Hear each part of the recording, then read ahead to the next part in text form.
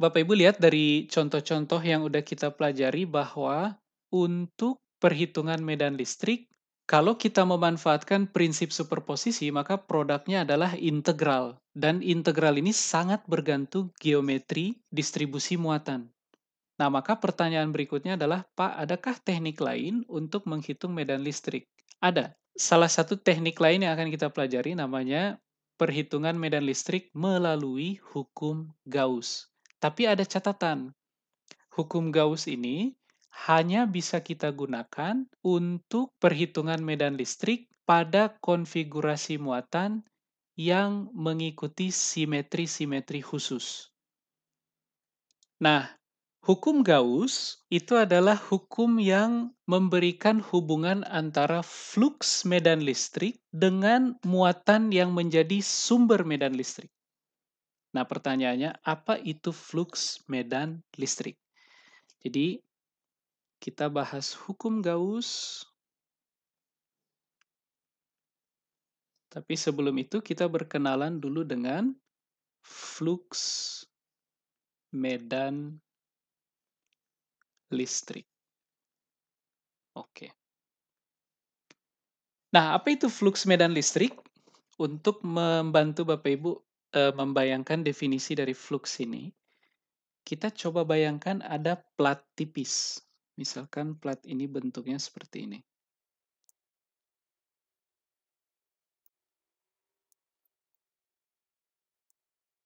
Oke, ada plat tipis. Plat ini luasnya A. Suatu permukaan dapat kita nyatakan menggunakan vektor. Vektor ini apa fungsinya? Vektor ini berfungsi untuk menunjukkan ke arah mana suatu permukaan menghadap. Vektor tersebut dikenal dengan nama vektor normal permukaan. Dan biasanya ditulis dengan notasi entopi. Vektor normal permukaan. Nah, vektor normal permukaan ini adalah vektor unit yang menunjukkan ke arah mana suatu permukaan menghadap.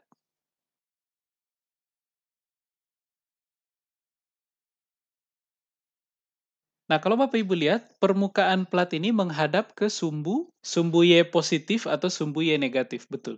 Sehingga Bapak Ibu bisa tebak, kalau gitu vektor normal permukaan itu ke arah mana? Y topi, betul. Atau ke arah negatif Y topi. Nah, sekarang bayangkan misalkan ada medan listrik ke arah sini.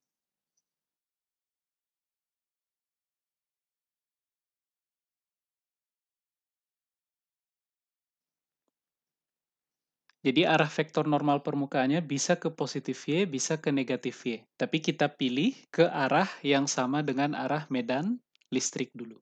Oke? Medan listriknya juga ke arah Y topi. Maka fluks medan listrik itu adalah jumlah medan listrik yang menembus luas permukaan ini. Maka fluks sama dengan E dikali A aja langsung. Ya kan? Nah, fluks ini Bapak Ibu biasanya dinyatakan menggunakan notasi V seperti ini. Nah, sekarang Bapak Ibu perhatikan, misal kita lihat plat ini dari sumbu X. Jadi Bapak Ibu letakkan matanya di sini. Kira-kira apa yang akan kelihatan? Misal kita gambar, ini adalah platnya. Kalau kita lihat dari samping, maka sumbu Y ke arah sini, ya kan? Sementara sumbu Z ke arah sini. Kita gambar ini pakai biru aja. Nah, kayak begini. Nah, ini arah sumbu Z, kemudian ini arah sumbu Y. Medan listriknya ke arah sini.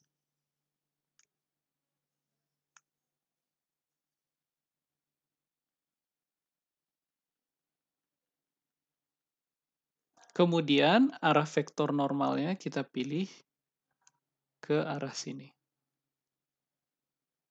Sama dengan Y topi. Oke?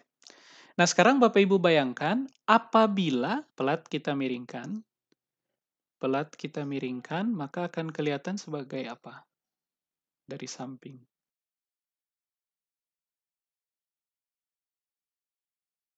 Garis miring, ya kan? Kayak begini. Ya enggak? Arah vektor medan listriknya tetap ke sini.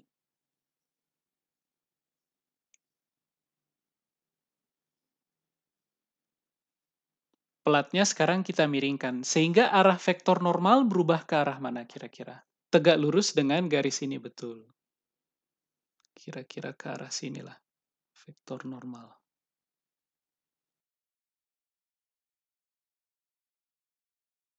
Nah, Bapak Ibu lihat, sekarang vektor normal ini membentuk sudut tertentu dengan medan listrik, ya kan?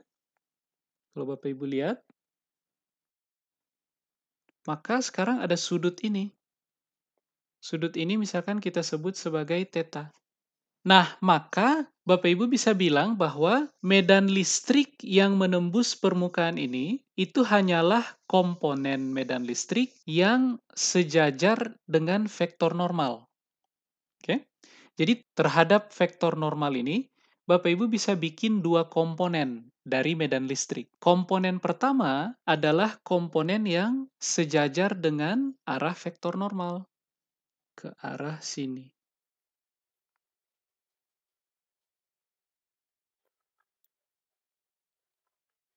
Ini adalah komponen E yang sejajar dengan vektor normal. Kita pakai simbol dua garis paralel. Artinya komponen ini sejajar dengan vektor normal. Kemudian dia punya komponen satu lagi yang tegak lurus vektor normal, yaitu vektor yang ini.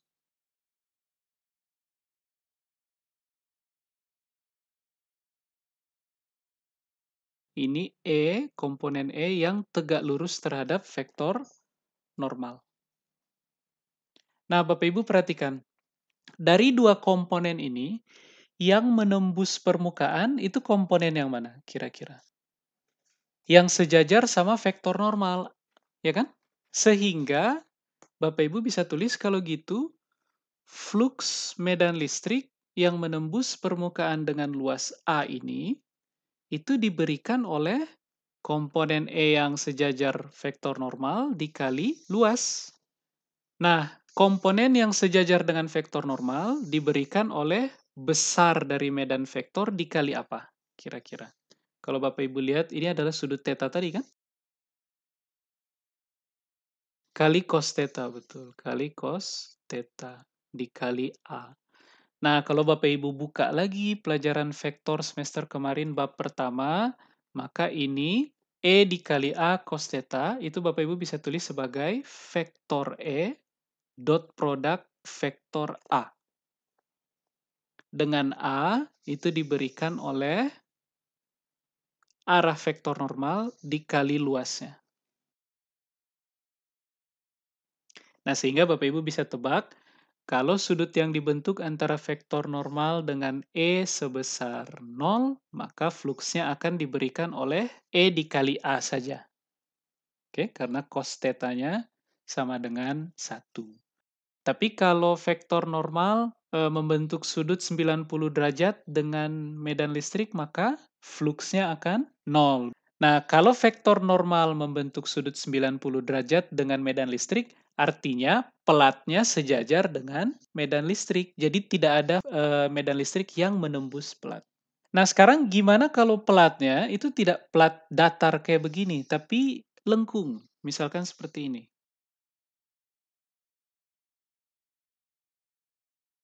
Kemudian ada medan listrik ke arah sini.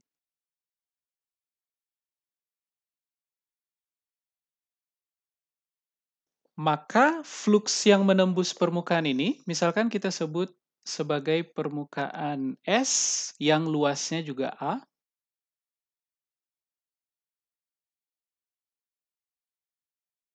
Nah, Bapak Ibu lihat, di tiap titik di permukaan lengkung ini, arah vektor normalnya berbeda. Maka kita bikin elemen luas di sini. Elemen luas ini kita sebut sebagai dA. Maka di titik ini, arah vektor normalnya ke sini, sesuai lengkungannya. Flux untuk elemen luas yang kecil ini, itu diberikan oleh dV sama dengan E dot N dA. Sehingga total flux yang menembus permukaan ini diberikan oleh integral E dot N dA. Dengan integral ini, Bapak Ibu lakukan, Bapak Ibu pilih batas-batasnya sedemikian sehingga mencakup seluruh bagian permukaan. Misalkan kita kasih nama permukaan ini sebagai permukaan S, sehingga integral ini harus dilakukan sedemikian sehingga mencakup seluruh bagian luas dari permukaan S. Nah, sekarang gimana bila permukaannya membentuk permukaan tertutup? Kemudian ada medan listrik menembus permukaan tertutup ini.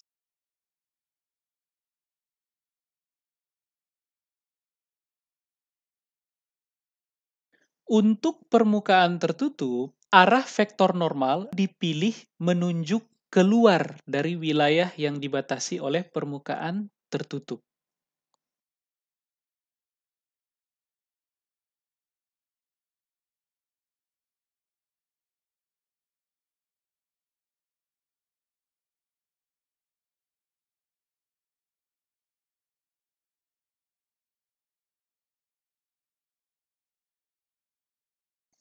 Nah, sehingga kalau Bapak Ibu lihat permukaan tertutup seperti ini, misalkan bola, maka arah vektor normalnya kemana? Jadi kalau di puncak sini ke arah sana, di bawah sini ke arah sini, ya kan? Kemudian di samping sini ke sana.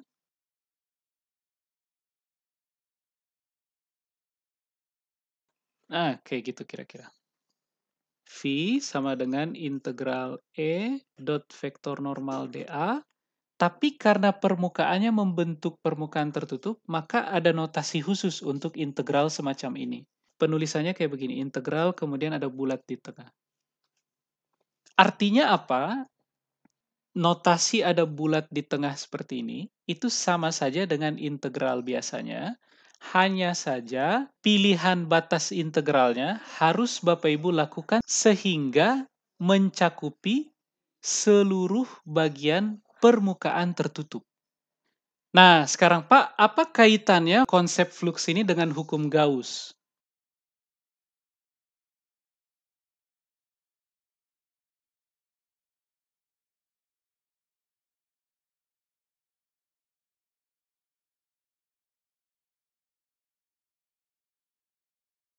Nah, hukum Gauss menyatakan bahwa fluks medan listrik yang menembus suatu permukaan tertutup S proporsional atau sebanding dengan jumlah muatan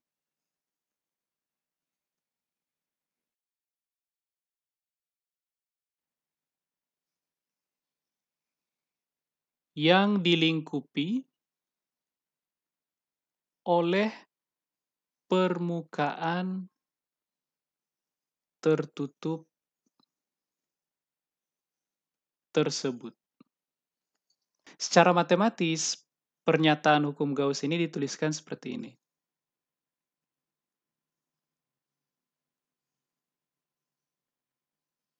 Q yang dilingkupi, total muatan yang dilingkupi, atau Q enclosed dibagi epsilon 0. Ada pembagi konstantanya.